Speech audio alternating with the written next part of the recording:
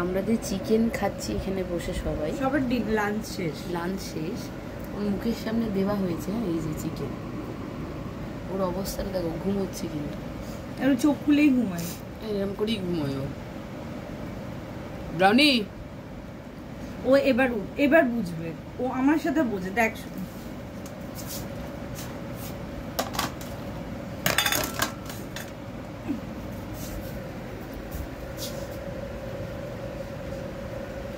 চোখটা খুলে দেখছে এখনো বাবাই ও বুঝতে পারেনি, মানে ওর রাস্কেল খাবারটাও কথা বুঝতে পারছি না, ঘুম থেকে উঠে গেছে। ও কি ননসেন্স নাকি?